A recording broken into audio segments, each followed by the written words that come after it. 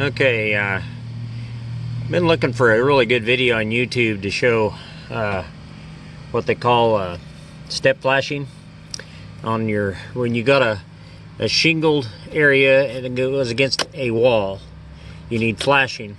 And my favorite of all that I've seen is step flashing, where you put these cut pieces of flashing in steps like your shingles. And what you do is you alternate. Your first one will go under the shingle right here, and you can see like it's a little more than halfway up.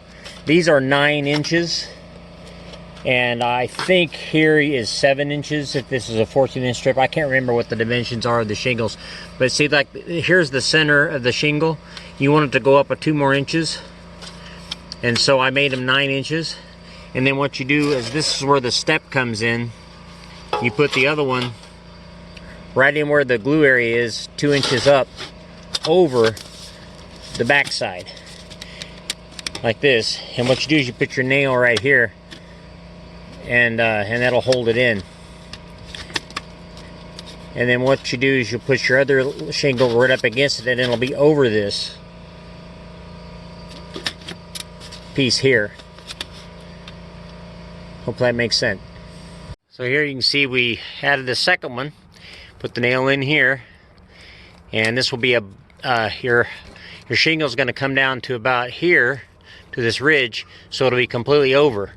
So the idea then of the step flashing is, if water gets under your shingles, it comes out here and it goes over this shingle instead of under. And this one here, see, is 2 inches under this one. And so if water got under here somehow, it would go out between the flashing and the shingle and not on your roof and ruin your wood. So that's the idea of the step flashing, and I love the idea. It works so much better. Stepping over, kind of like the shingle effect does, with a shingle over a shingle, and it steps up, and these step the same way. Works perfectly. So as you can see here, they are stepping up, hence the name step flashing. And the one that is underneath the shingle here is above the other shingle below. So they step and lap just like the shingles, but you put one over the other.